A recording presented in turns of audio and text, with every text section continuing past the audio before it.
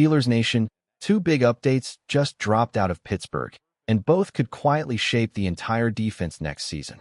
One move adds a veteran safety with a first-round pedigree. The other locks in the heart and soul of this defense. Today we're breaking down two major Pittsburgh Steelers updates that could have a serious impact on the roster moving forward. If you love staying on top of every Steelers move during free agency and the offseason, make sure to like the video, share it with another Steelers fan, and subscribe for daily updates. Alright, let's get right into it because the first piece of news just came down, and it involves the Steelers adding a veteran to the secondary.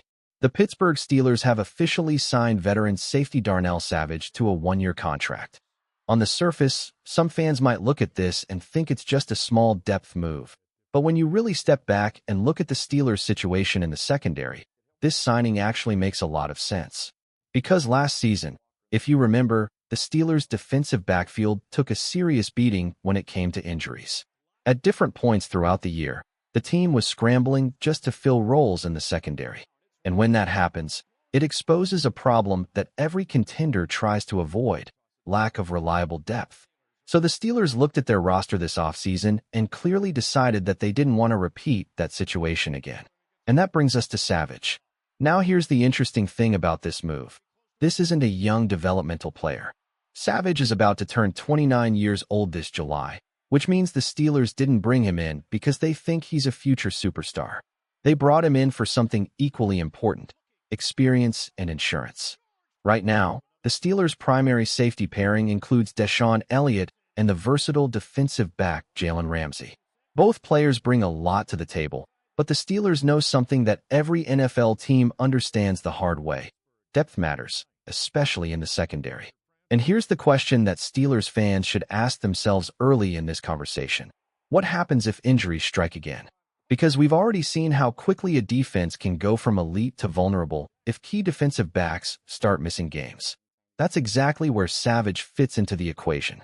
For those who may not remember his full background, Savage entered the NFL as a first-round pick in the 2019 NFL Draft, selected by the Green Bay Packers. Coming out of college, he was viewed as one of the most athletic safeties in that draft class, a player with range, physicality, and the ability to create turnovers. During his time in Green Bay, Savage appeared in 97 games, starting 83 of them, which shows that he wasn't just a rotational player. He was a key part of that defense for several seasons.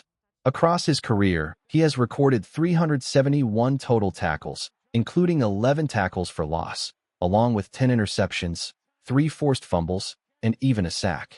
Those numbers tell you something important. Savage has been around. He has played meaningful snaps, and he has experience operating in high-pressure NFL defenses. But his career path over the past couple of seasons has been a little bit different. After spending the early years of his career as a full-time starter, Savage began bouncing between teams more recently. In 2025 alone, he spent time with 3 different organizations: the Washington Commanders, the Buffalo Bills, and the Jacksonville Jaguars. Across those stops, he appeared in 12 games and logged 266 defensive snaps, finishing with 18 tackles and 1 forced fumble. But if you go back one season earlier, 2024, that's when Savage was still operating in a larger role. While playing with Jacksonville, he started 13 games, recording 53 tackles and an interception. So when the Steelers evaluated him, they likely saw something very specific: a veteran who still has the physical tools to contribute, but who doesn't need to be the centerpiece of the defense. Instead, he fits perfectly into a depth role. And that role is more important than many fans realize. Because when you look at the Steelers' safety room heading into the offseason, several players who contributed last year are no longer guaranteed to be part of the roster moving forward. Names like Chuck Clark, Miles Killebrew, and Jabril Peppers have all been part of the conversation in recent seasons. But as free agency unfolds, there's a very real chance that those players will move on. And if multiple safeties leave the roster, suddenly that depth chart becomes extremely thin. So bringing in Savage early during free agency gives the Steelers something they desperately need: flexibility. Because there's another factor here that fans should keep in mind. Ramsey is not a traditional safety. Yes, he can line up there. But throughout his career, Ramsey has built his reputation as one of the most versatile defensive backs in the entire league. He can play outside corner, slot corner, and safety depending on what the defense needs. That kind of versatility is powerful, but it also creates a challenge. If Ramsey has to move around the defense because of injuries or matchup situations, someone else has to step in and hold down the safety position. That's exactly where Savage could become extremely valuable. Now, does this signing guarantee that Savage will play a huge number of snaps? Not necessarily. In fact, the Steelers probably hope he doesn't have to play a massive role, because if he does, it likely means injuries have hit the secondary again. But if that situation does happen, at least Pittsburgh now has someone with real NFL experience ready to step in. And here's something else that adds an interesting layer to this story. Before Savage even entered the league, the Steelers actually had their eye on him during the pre-draft process back in 2019. At the time, Pittsburgh brought him in for a visit as they evaluated potential defensive backs in that draft class. Back then, the organization was led by General Manager Kevin Colbert alongside head coach Mike Tomlin. While the leadership structure has evolved since then, one key figure who was still part of the front office during that time was current General Manager Omar Khan. So it's entirely possible that Khan remembered Savage from those early evaluations years ago and decided he was worth bringing in now as a depth option. Because sometimes in the NFL, decisions aren't just about what a player has done recently. They're also about what evaluators saw in that player years earlier. And that raises an interesting question of the day for Steelers fans. Do you think signing Darnell Savage was the right move for depth, or should the Steelers still go out and pursue another bigger name at the safety position? Let me know what you think. Because while this move helps stabilize the depth chart, it probably doesn't mean the Steelers are finished addressing the secondary. There's still free agency, and of course the NFL draft, which means Pittsburgh could still add another safety before the season begins. But now we shift to the second major update involving one of the most respected players in the entire organization. And that player is none other than defensive captain Cameron Heyward. The Steelers have adjusted Heyward's contract, essentially turning his existing deal into a new 2-year extension. And if you've followed this team for a long time, this move probably doesn't surprise you at all, because Cameron Heyward isn't just another player on the roster. He represents the identity of the Steelers' defense. For over a decade, he has been one of the anchors of Pittsburgh's defensive line, a player known for toughness, leadership, and relentless effort. Last offseason, there were questions surrounding his contract situation. Heyward was looking for an adjustment to his deal, and there were moments where it seemed like negotiations could become tense. But the Steelers ultimately decided to handle things early this time. Instead of waiting until another potential contract dispute developed, they stepped in and gave Heyward a fresh 2-year agreement.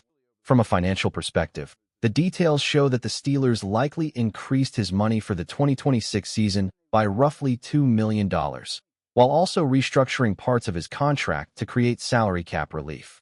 In fact, the adjustment may have lowered his cap hit by around $5 million, which is extremely important for a team navigating free agency, because that kind of cap flexibility allows Pittsburgh to pursue additional players.